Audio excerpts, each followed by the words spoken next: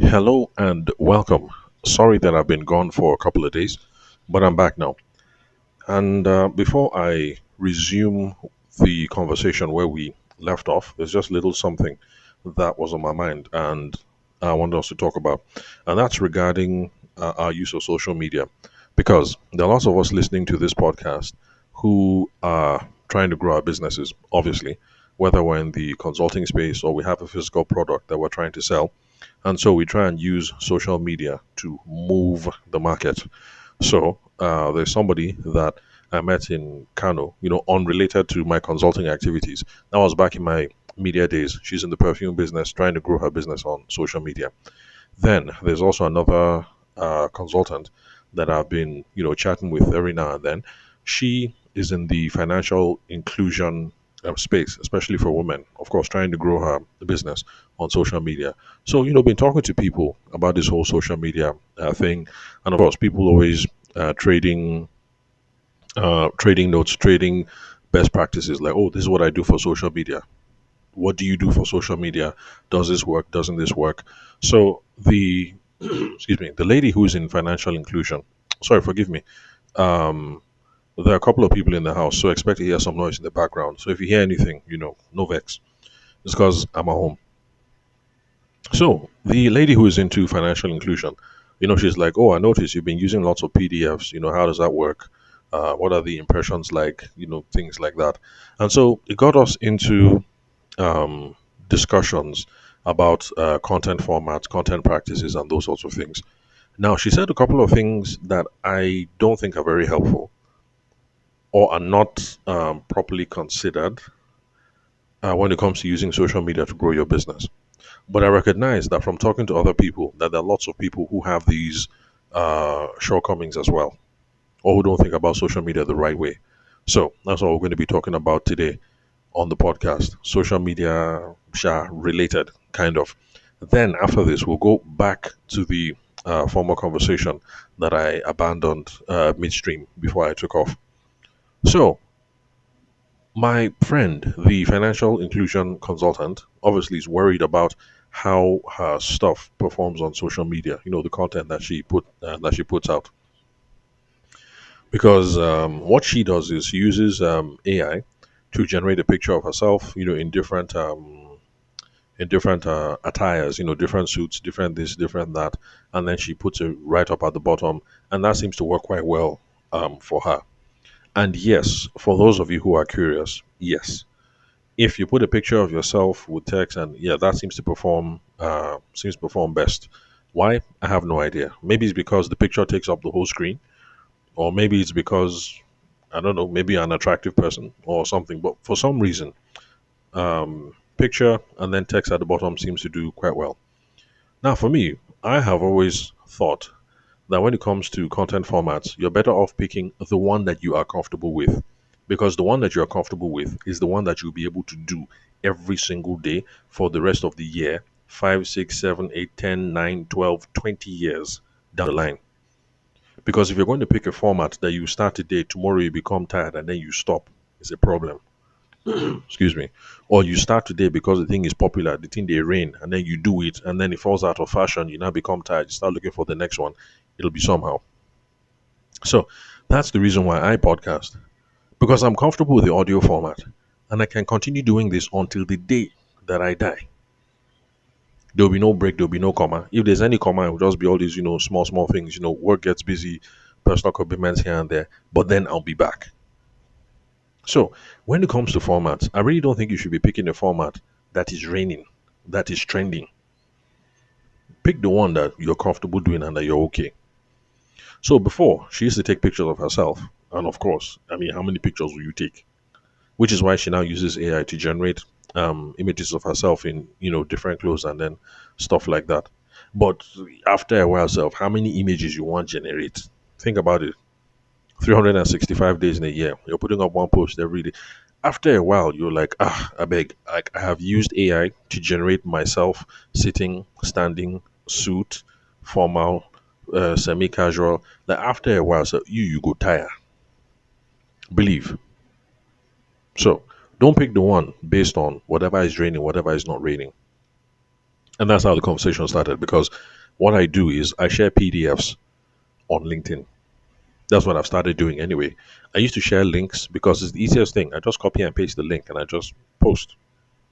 But now I've started sharing PDFs. So the conversation was like, oh, okay, this PDF thing you're doing, this document you're doing, does it work? Which one is better? Should I share my face or should I use PDFs?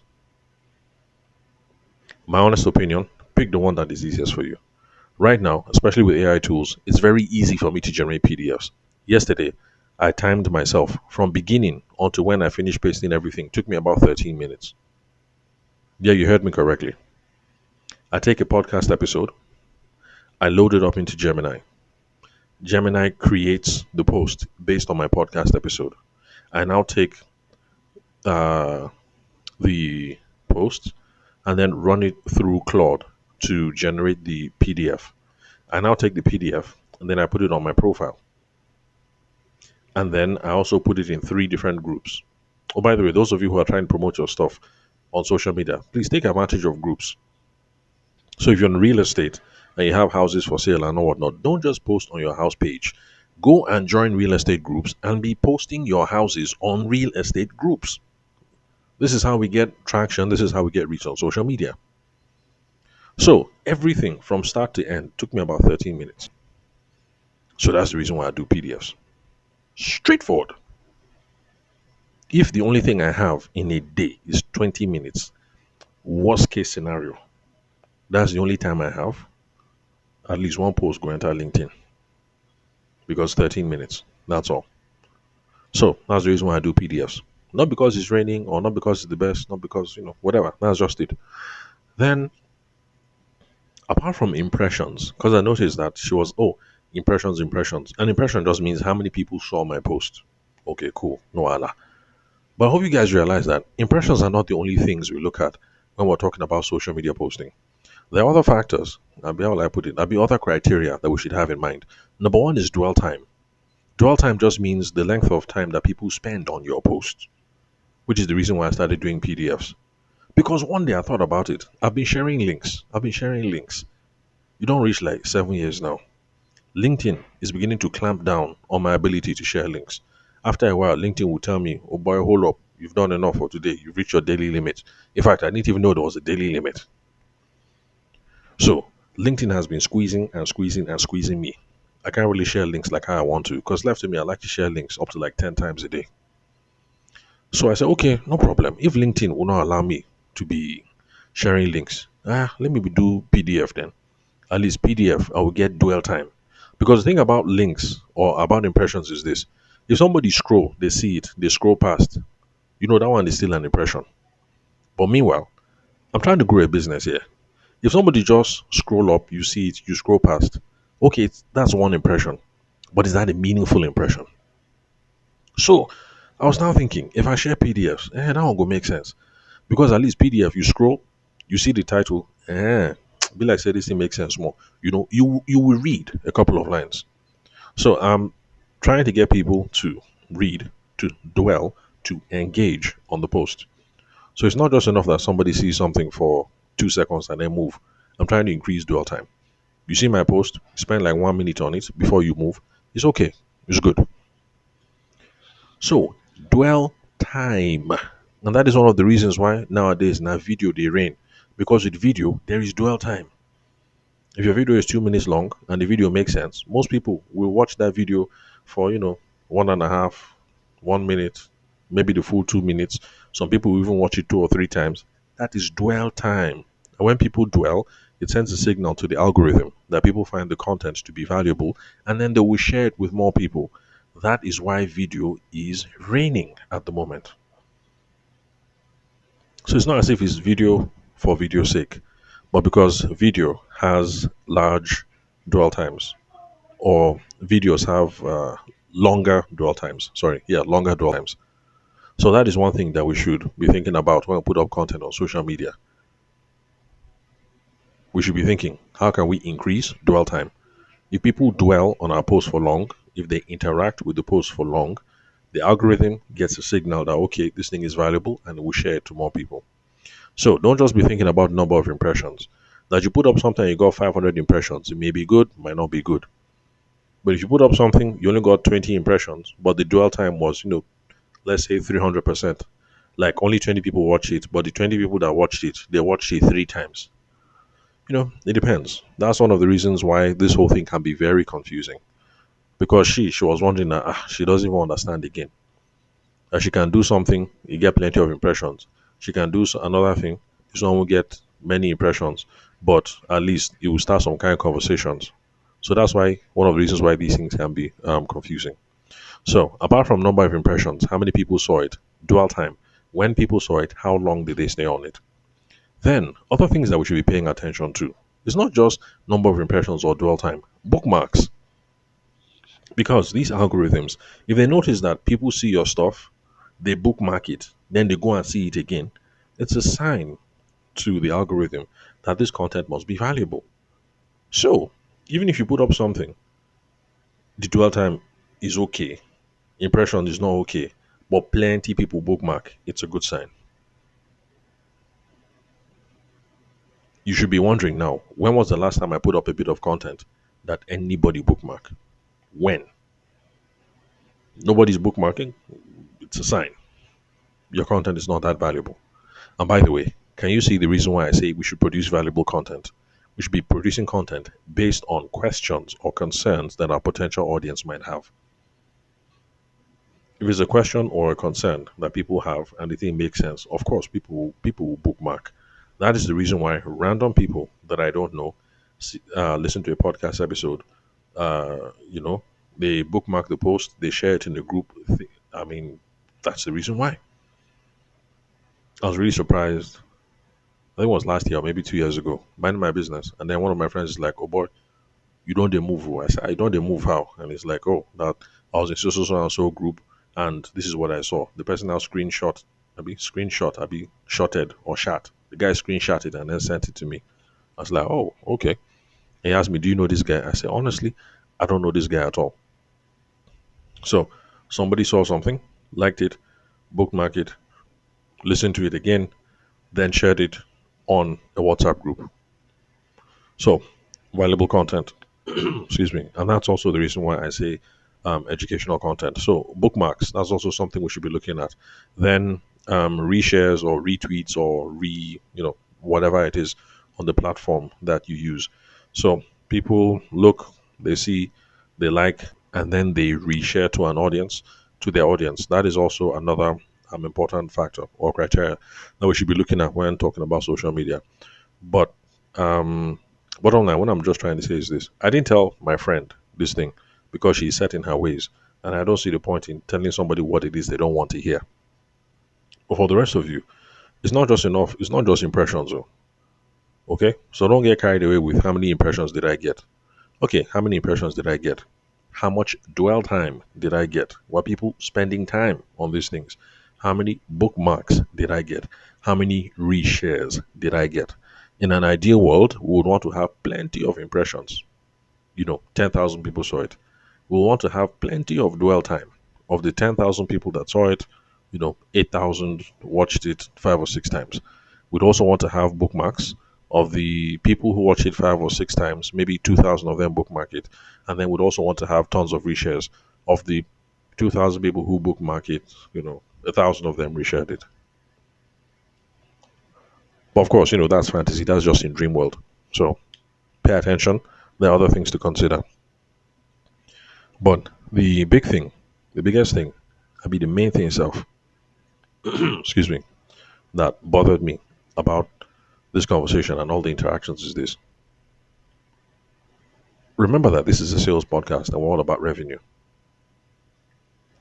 I thought or I assumed that the reason why somebody got into consultancy practice or carpentry or architecture or wedding photography or video or SDG consulting or financial inclusion consult or whatever it is that people do. I assume that the whole point of us getting on this thing, getting on social media, I assume that the whole thing was our concern was either revenue, money, or the likelihood of revenue. So even if you're not making money now, you're trying to come up with an idea of how soon is this thing going to start making money for me. And by the way, yes, that's the reason why I shut down all my social media um, assets because I've never made money through social media. It's never been my thing. But the podcast, no matter how small, is generating income, small, small, small. So I'm like, look, why bother? This one is bringing in the kind of activity that I would like to see and the kind of returns I would like to see. All these other ones are not making sense. Close the whole thing down. So the main thing we should be looking at is revenue or likelihood of revenue. So my concern is there are too many of you who sell products, or there are too many of you who are consultants, there are too many of you who are doing your thing and you're on social media, and you are preoccupied with growing your social media count. That is not bad. But if we're growing our social media account, but we're not having any real conversations with these people who follow us, that might lead to revenue growth or that might lead to business goals, we are wasting our time. If you want to know how bad it can be, okay, let me use my own example. But then again, I'm not saying social media doesn't work. It's a skill set. Okay, so I admit I am bad at social media.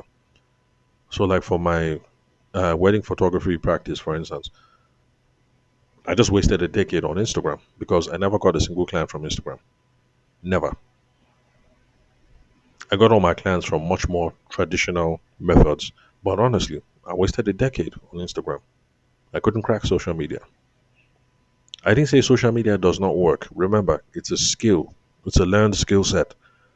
So maybe I was too lazy or I didn't put in the work required or whatever. But I'm telling you, it is possible, excuse me, to be on a social media platform for 10 years and you will not make a single kobo from it. I'm not the only one.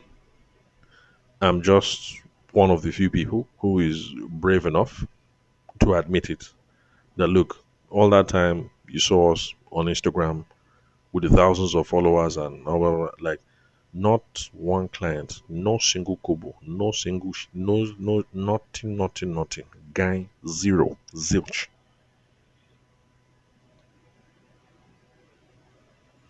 Made my money, or the little money that I made in events from traditional methods, showing up to business expos, talking to people, going to their offices, booking appointments, handing out flyers. That's how I was able to make it work. So don't get carried away. You can be on a platform for 10 years and a couple thousand followers and not get a single kobo. Our focus should be revenue or the likelihood of revenue. It's okay to be doing something now, but the thing is not making money now, so long as you have a plan for how the thing will make money. Same thing with the podcast. Year one, no money. Year two, no money. But I had a plan for how this thing, if it works, should bring in money. So, social media, please, let's be paying attention. Revenue or likelihood of revenue, not just how many followers do we have. So, please remember that. And that's the main thing why I'm making today's recording and why I interrupted the thing that we're talking about. Because I know it's not just my friend who is into financial inclusion consulting. There are lots of us. In fact, I would say maybe 98% of people listening to this podcast. This is just my rough guess. You guys are caught up in that trap too. How many impressions did I get? It's not just impressions. Oh. Okay, I got impressions. What was the dwell time? How many people bookmarked? How many people reshared? Am I doing valuable content? But then overall, the main goal, revenue. Am I making money? Or how much money do I hope to make? Or is there even a plan that I'm going to start making money from this thing anytime soon? So, social media, we're getting carried away. Let's think back to our parents' days. Traditional media, TV, radio, billboards. Nobody bought billboards just for the sake of buying billboards. People didn't just buy billboards so that I can be seeing my face all over Abuja or all over Lagos. People were buying billboards because they were hoping that by buying billboards, I will see some Naira or Kobo. People did not get on TV for TV's sake. Let people just be seeing me. Let me just be hearing my name. People didn't get on radio just for radio's sake. The hope was if I advertise in the newspaper, if I show up and I'm interviewed on the TV, on the radio, and I buy some billboards, I should make some money. Transfer that same concern to social media. Traditional media, that was the concern. Good. Social media, digital media, online media, whatever media you want to call it, that should be the concern as well. Because we're business owners here. So let's not lose sight of that. So thanks for your time and attention. If you'd love to connect with me, you can call me, send me a text message or a WhatsApp message on 080 I'll catch you all some other time.